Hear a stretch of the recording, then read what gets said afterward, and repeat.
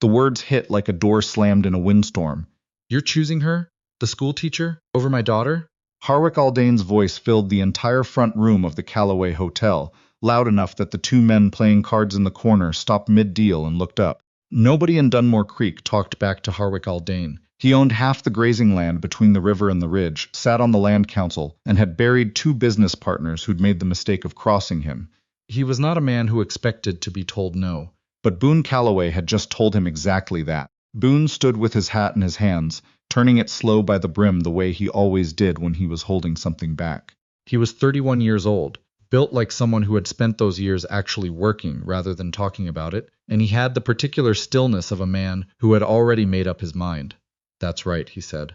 Harwick stared at him. Then he looked across the room to where Rosalind Vay, no, not her, where Calla Drummond stood near the window, pretending to fold a tea towel she'd already folded twice. She was 26. She'd arrived in Dunmore Creek 8 months ago from Lethbridge, taken the schoolteacher position after old Miss Finch retired, and had apparently, without trying to do a single thing except be herself, upended everything Harwick Aldane had spent 3 years carefully arranging. This is an embarrassment, Harwick said. Boone didn't answer. The July heat sat heavy over the Alberta foothills that summer, the kind that pressed down on the grass and turned the creek slow and brown. Dunmore Creek was the sort of town that didn't make the maps most people bothered with. A grain elevator, a hotel, a hardware store, a church, and enough stubborn people to keep all of it running. Boone had grown up here. His father had built the Callaway Hotel with his own hands in 1901, and Boone had inherited it along with the livery operation behind it, and a reputation for being the most reliable man in the district. He had also, for reasons that had more to do with avoiding an argument than any actual desire, spent the better part of 2 years being quietly maneuvered toward Harwick Aldane's daughter Philippa. Philippa Aldane was 28, pretty in a careful porcelain sort of way, and had been raised to understand that her father's arrangements were not suggestions. She played piano well. She kept her gloves on. She smiled when she was supposed to and said very little when she was not. Boone had taken her to supper 3 times and felt, each time, that he was sitting across from someone performing the role of herself. He didn't dislike her. He felt genuinely sorry for her. But he wasn't in love with her, and he knew by the second supper that she wasn't in love with him either, that she was simply doing what she'd been told to do, smiling at the right moments, waiting for the whole business to be finished. Calla had come to the hotel on a Tuesday in November, looking for a room while the schoolhouse quarters were being repaired. She'd had one bag, a crate of books, and a calm, direct manner that Boone hadn't seen much of in people who were new to town and trying to make a good impression. Most newcomers spent their first weeks performing. Calla just went about her business. She'd paid her room bill on time, eaten her meals without complaint, and spent her evenings at the corner table in the dining room marking student work by lamplight. Boone had noticed her, the way you notice something that is simply, quietly right. He'd started finding reasons to pass through the dining room in the evenings. He'd started actually looking forward to Tuesday mornings, when she came downstairs early, and they'd end up talking over coffee before anyone else was awake. By February, he knew. He hadn't said anything. She was his tenant and his employee in a sense, since she boarded at the hotel on a district rate, and the town already talked enough. He'd told himself to be sensible about it. He'd told himself that quite firmly, for about 4 months, until the evening in April when she'd come back from a school board meeting with her jaw set and her eyes bright with the particular anger of someone who has just been told their work doesn't matter. They want to cut the senior program, she'd said, setting her bag down harder than usual. Harwick Aldane told the board it was a waste of resources, as if any education is a waste of resources. Boone had poured her a coffee and listened to her talk for an hour, and somewhere in that hour he'd stopped pretending to himself that he was just being a considerate landlord. The trouble was that Harwick had made it increasingly clear, as spring moved into summer, that he considered the matter of Boone and Philippa essentially settled. He'd started including Boone in family dinners, dropping comments about the Aldane land that would be available to a man who married into the family, referring to Philippa as Boone's girl in conversation with other men. Boone had corrected him twice, quietly, and both times Harwick had smiled and moved on as if he hadn't heard. It came to a head on a Thursday. Harwick had come to the hotel that morning with a proposition, not a question, a proposition, about a formal engagement announcement at the summer fair 2 weeks out. He'd laid it out like a business plan. He'd brought a draft notice for the Dunmore Creek Bulletin. He had apparently already spoken to the minister. Boone had looked at the draft notice for a long moment. Then he'd set it back on the desk and told Harwick, as plainly as he knew how, that he wouldn't be signing it. that he had feelings for someone else, that he was sorry if there had been a misunderstanding. But there was going to be no engagement. Harwick had asked very quietly who Boone had told him. That was when Harwick's voice had filled the room. Calla set the tea towel down. She had heard all of it. The hotel was not large, and Harwick had not been quiet. She came across the room with a steadiness that Boone had come to recognize as her particular form of courage. Not the loud kind, not the kind that announced itself, just the kind that simply showed up when it was needed. Mr. Aldane, she said. I'm sorry this isn't the outcome you were hoping for, but this isn't my doing, and it isn't Boone's fault. He's been straightforward with you. Harwick looked at her the way men like him sometimes look at women who speak when they haven't been invited to, like he was deciding whether she was worth the effort of a response. You have no idea what you've walked into, he said. I might surprise you, she said. He left. The card players went back to their game. Boone put his hat on the desk and looked at Calla for a moment. You didn't have to do that, he said. I know, she said. What followed was not a quiet summer. Harwick Aldane was not a man who accepted a setback without responding to it. Within a week he had gone to the school board, of which he was a founding member, and raised what he called concerns about Calla's suitability as a teacher. He did not cite anything specific. He didn't need to. He was Harwick Aldane, and the board had 3 other members who owed him favors of varying sizes. 2 of them voted to open a review. Calla received the notice on a Monday morning. She read it at the kitchen table in the hotel while Boone's mother, Vera Calloway, Boone's mother had insisted on being told everything and had responded to the situation with a brisk practicality that Boone found both useful and faintly alarming, made tea with a force that suggested she had opinions about the school board she was keeping to herself. They can't fire me for this, Calla said. They can make it difficult, Vera said. Let them try. Boone leaned against the doorframe. He had spent most of the previous week trying to determine exactly how far Harwick's reach went in Dunmore Creek, which turned out to be farther than he'd wanted to believe. 3 of his regular livery clients had quietly taken their horses elsewhere. The hotel dining room had been noticeably less full on Friday and Saturday nights. His brother-in-law had pulled him aside after church and suggested, with the careful vagueness of someone who didn't want to be quoted, that it might be worth reconsidering. Boone had thanked him for his concern and changed the subject. What he hadn't expected was Philippa. She came to the hotel on a Wednesday afternoon while Harwick was at the land council meeting, which meant she had timed it deliberately. She was alone, which was itself unusual. She sat down across from Calla in the dining room, folded her hands on the table, and said without preamble, My father doesn't know I'm here. Calla looked at her steadily. He's been doing this my whole life, Philippa said, arranging things, moving people around. He arranged my first courtship when I was 19, and the man had the good sense to leave town before it went further. He arranged the second one, and that almost happened, and I've spent 4 years being grateful it didn't. She stopped. I'm not angry at you. I want you to know that. Thank you, Calla said. I'm angry at him. I've been angry at him for a long time. She looked down at her hands. I don't know how to stop it. He's my father, and he controls everything, but I didn't want you to think I was part of it. Calla was quiet for a moment. Then she said, Are you all right, Philippa? Philippa looked up. It seemed to take her by surprise, being asked that. Her expression shifted in a way that suggested nobody had asked her that in a while. No, she said. Not particularly. Boone, who had been doing paperwork at the front desk and trying not to listen, came to the doorway. Philippa looked at him for a moment, then back at her hands. He's going to make this very hard for you, she said. He already has, Boone said. He has a letter, she said. He's going to the county land office next week. Something about your livery license. I don't know the details, but he talked about it with Clyde, with his solicitor, for an hour on Sunday evening, and he seemed satisfied with himself after. She paused. I shouldn't be telling you this. Why are you? Calla asked. Philippa considered the question. Because he told me I was going to the fair on his arm and smile at everyone, and pretend this whole summer never happened, and I'm tired of smiling when I'm told to. She stood up, smoothed her skirt, and left. Boone looked at Calla. She's braver than she looks, Calla said. Most people are, Boone said. The livery license turned out to be a real threat. There was, buried in the county's 1908 land records, a discrepancy in the original registration of the Calloway property boundary, a quarter-inch error in a surveyor's notation that had never been corrected because no one had ever needed it to be. Harwick had found it. His solicitor had prepared a formal challenge, which, if it went through the county office, could freeze the livery operation for months during the process. It would not ruin Boone. He had enough to weather a few months. But Harwick knew that the hotel's busiest season was summer, that the grain harvests brought contract work through August and September, and that a few months at the wrong time could do real damage. Boone spent 3 days talking to every person in Dunmore Creek he trusted, which turned out to be quite a few because he'd spent 31 years being the kind of man people trusted.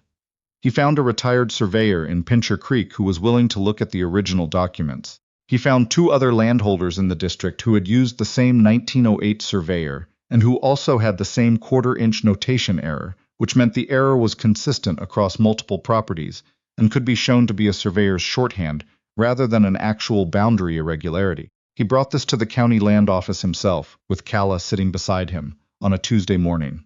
The land officer, a careful, unhurried man named Pemberton, who had held the position for 20 years and seemed to regard all political pressure as roughly equivalent to weather, present, sometimes inconvenient, ultimately not his department, read through the documentation. Boone had compared it with Harwick's challenge and said he would need 2 weeks to review. Harwick was at the land office when they arrived. He had not expected Boone to come prepared. He watched Boone set the folder of documents on the counter. He watched Pemberton begin to read. His expression didn't change, but something behind his eyes shifted. Not quite uncertainty, not quite yet, but the first shadow of the possibility that this was not going to go the way he had planned. He looked at Calla. "You put him up to this," he said. "Mr. Aldane," she said. "I helped him find what was already there. That's what I do. I'm a teacher." The 2 weeks felt long. Calla's school board review was scheduled for a Thursday in early August. She had spent the intervening time gathering her own documentation, her students' marks, which were measurably better than the district average, 2 letters from parents of students in her senior class, a letter from the Lethbridge Normal School where she had trained, and a signed statement from old Mr. Finch himself, who was 81 years old and no longer had any patience for what he called the Aldane way of doing things. The review board met in the council hall. Harwick was there, seated at the end of the table with the particular posture of a man who already knew the outcome. Boone was there. Vera Calloway was there, which had not been announced in advance, and which appeared to make 2 of the board members visibly uncomfortable, since Vera had opinions about most things and expressed them clearly. Philippa was there too. She had come in quietly and sat in the back row, alone.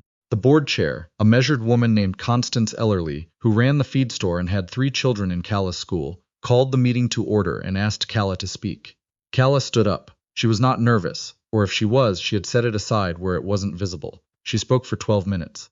She talked about the senior program and what it had done for the 7 students currently in it, 2 of whom were now planning to attend normal school themselves, which was the first time any Dunmore Creek student had done so in 11 years.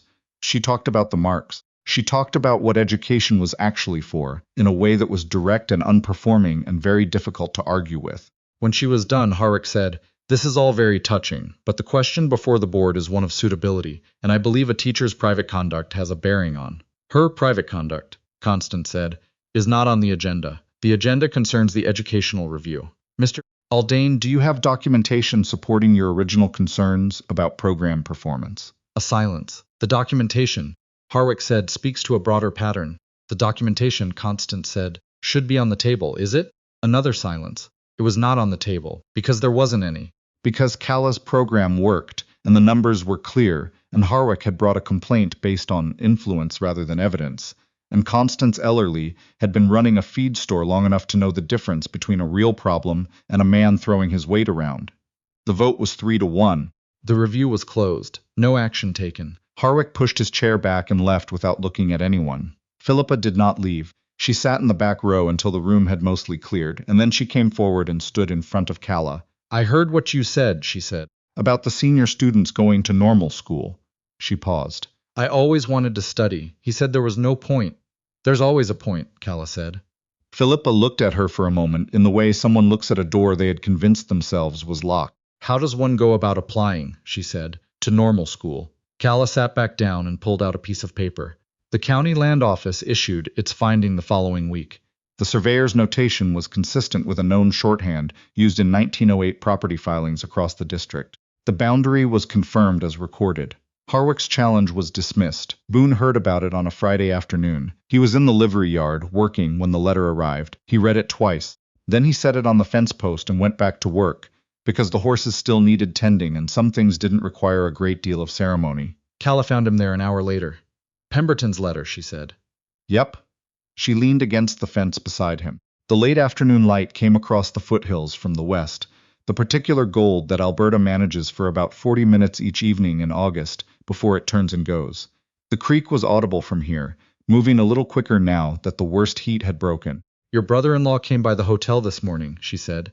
Apologized, said he'd been hasty. Boone didn't say anything. I told him you'd been patient with him, she said. I have been patient with a lot of people this summer, he said. You have, she said. He looked at her. There was a quality to Calla Drummond's attention that he had thought about a great deal over the past 8 months. The way she listened to things fully, the way she never performed concern, but simply had it.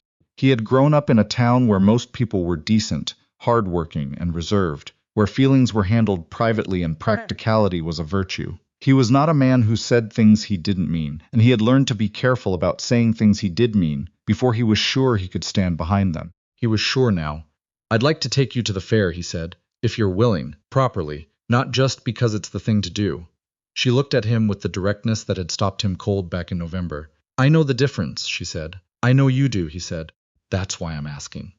The Dunmore Creek Summer Fair happened on a Saturday in late August, the same Saturday it happened every year, with the same judging tables for preserves and grain and the same three-legged race that the Morley boys won every year because they had been practicing since March. The weather held. The creek was running clear again. Half the district turned out, which in Dunmore Creek meant a crowd that was personal in the particular way of communities, where everyone knows who belongs to whom and why. Harwick Aldane was there. He stood with the land council group and spoke to the men he always spoke to, and did not look in Boone's direction. Boone did not avoid him, but he did not seek him out either. There was no confrontation, there was simply the fact of it, the crowd, and Boone with Calla, and the summer going about its business. Philippa was there too, but not on her father's arm. She had come with a friend from town, and she stood near the education booth with a brochure from the Lethbridge Normal School folded in her jacket pocket, which Calla had sent away for on her behalf. She looked, to anyone who knew how to look, like a woman who had recently made a decision and was still getting used to the feeling. She caught Calla's eye across the fairground and nodded. Calla nodded back. Vera Calloway won first place for her Saskatoonberry preserves, as she did every year, and accepted the ribbon with the satisfaction of someone for whom this result had never been in genuine doubt. The afternoon stretched out the way good summer afternoons do, too slowly to hold on to and too quickly to count. Boone and Calla walked the grounds, ate pie at the church table, watched the horses in the show ring. They didn't say much that was remarkable. What they said was the unremarkable kind of thing, easy, unhurried, the sort of conversation that assumes more conversation to come. At some point, Calla stopped walking and looked out at the foothills to the west, the way the light was going amber over the ridge. It's beautiful here, she said. I didn't know, when I came, whether it would feel like somewhere I could stay. Does it? Boone asked. She considered the question with the same seriousness she gave everything. Yes, she said. He didn't say anything for a moment. Then, good. It was not a dramatic declaration. It was not the kind of thing that gets remembered for its eloquence. But Calla turned and looked at him, and whatever passed between them in that moment was as clear and solid as the land around them, honest, without performance, built on 8 months of the sort of ordinary trust that turns out to be the only foundation that actually holds. The fair went until evening. The sky over the Alberta foothills went from gold to copper to the deep blue of a clear summer night. The creek ran on. The lamps came up in the hotel windows across town, and in the schoolhouse and in the houses where the people of Dunmore Creek were going about the unremarkable and necessary work of their lives. Some stories are about the grand gesture, the sweeping choice that everyone sees. This one was quieter than that. A man who decided that honesty mattered more than convenience. A woman who showed up and did her work and didn't make herself smaller to fit a space someone else had decided was the right size for her. A summer that tried to break both of them and did not manage it. By October, Philippa had submitted her application to normal school in Lethbridge.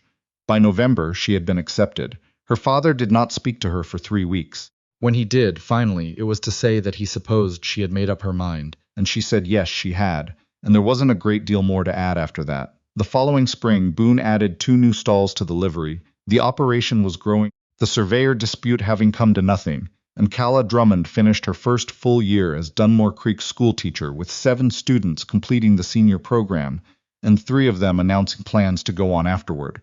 Old Finch attended the end-of-year program and sat in the front row and clapped harder than anyone. What Harwick Aldane understood, eventually, was what men like him always understand too late, that the things you try to control by force have a way of becoming exactly what they were going to be regardless. The land stayed Boone's, the school stayed Calla's. The summer went into the past the way summers do and left behind only what had been real enough to last. On a Saturday morning in May, with the creek high from snowmelt and the foothills green in a way that only happens for a few weeks each year and is always worth stopping for, Boone asked Calla to marry him on the front porch of the Callaway Hotel, with no particular ceremony except the asking and the answering. She said yes. Vera Callaway, who had been watching from the kitchen window, went back to her biscuits with the expression of a woman whose opinion had been correct all along.